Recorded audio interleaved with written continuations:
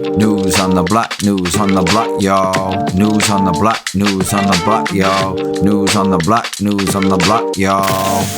Hello everybody. Welcome to episode 2 of News on the Block, a show where I talk about everything that's happening in the Blockasset ecosystem and the wider Solana ecosystem, and obviously today, things that have been going on in the crypto world.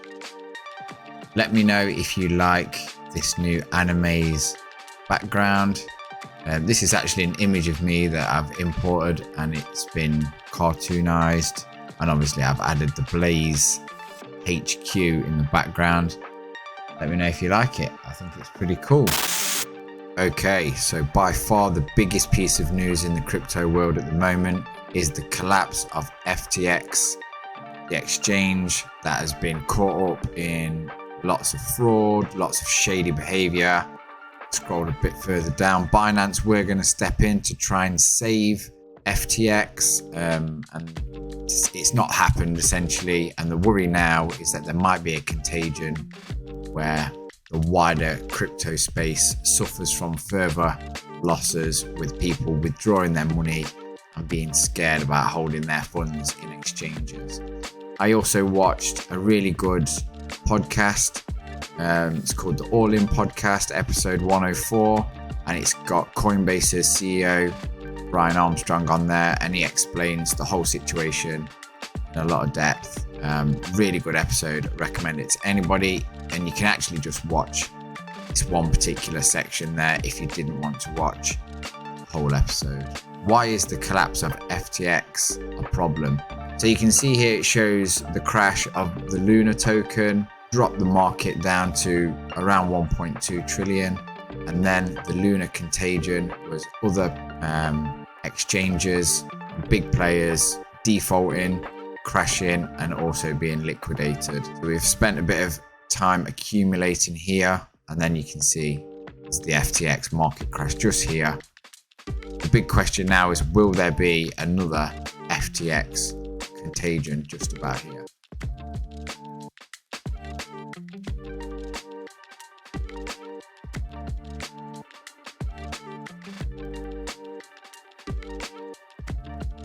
So to compound on those suspicions of FTX, proof of funds is something that's kind of going around the crypto world at the moment. And this is where all the other exchanges are proven that they have customer funds ready and backed one-to-one. This brought to light the fact that Crypto.com transferred 400 million of funds accidentally, so that another exchange could balance their books, so it seems. However, this has not been proven as factual, and the fact remains that Crypto.com are safe at the moment. However, their token price did take a bit of a big hit.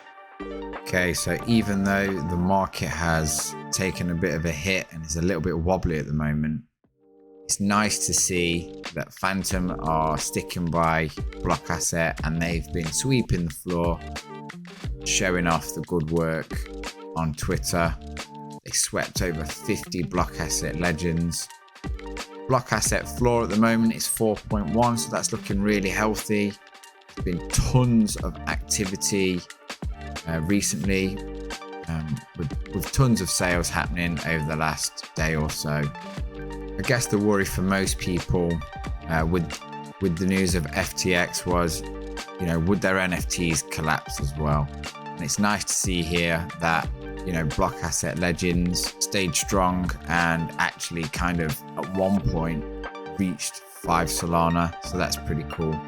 I've set me some buy orders on around 3 Sol to pick up anything around that point. And actually, it's the best time to potentially pick up an RLE. There were some sales around 6 Sol, and there's still a few listed here, between 6 and 7 Solana. And if we just do a quick calculation, the price of Sol at the moment is, let's say, $15 to round it off. you can pick up an Ali at the moment for under $100, which is just crazy, really. There's quite a few up and listed at the moment, but I think that's more because there's been a lot of community events on this week, and that's encouraged people to kind of buy these NFTs and then possibly offload them again. That one's really cool.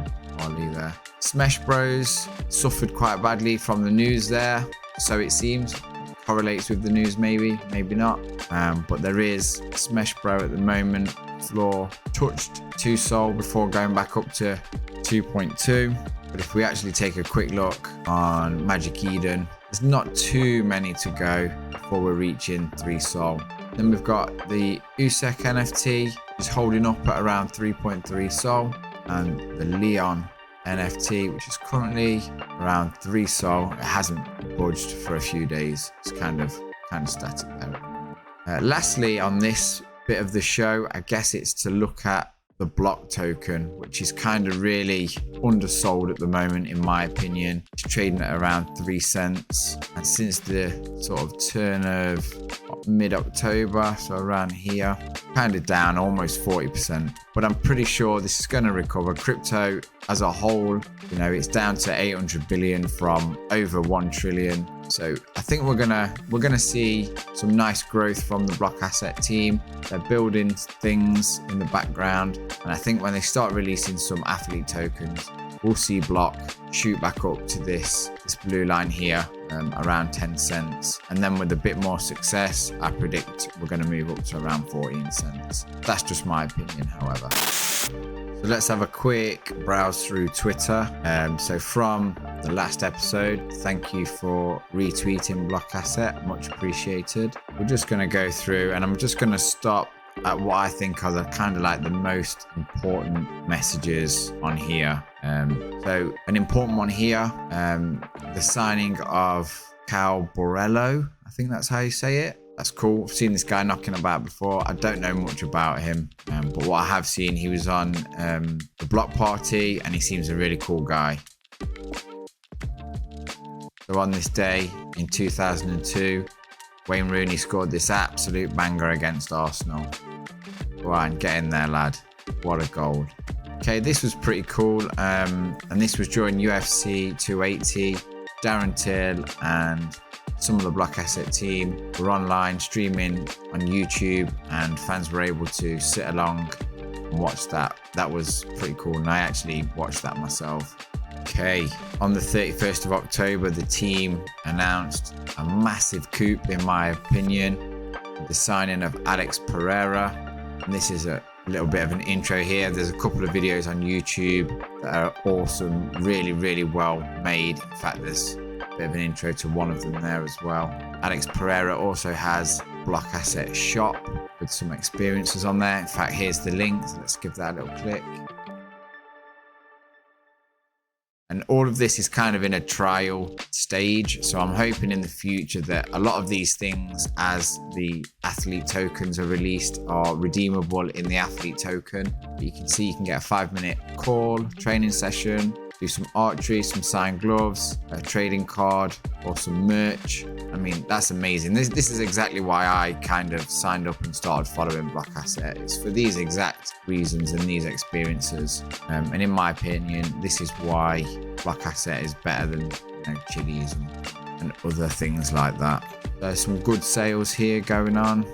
So the 1-year anniversary of the release of Blockasset Legends, November 8th, the legendary Dozbrak, amazing, absolutely amazing. Then we had the legendary Wayne Rooney stop by in the Discord on November 9th, and he was chatting away to the community, which is amazing to see.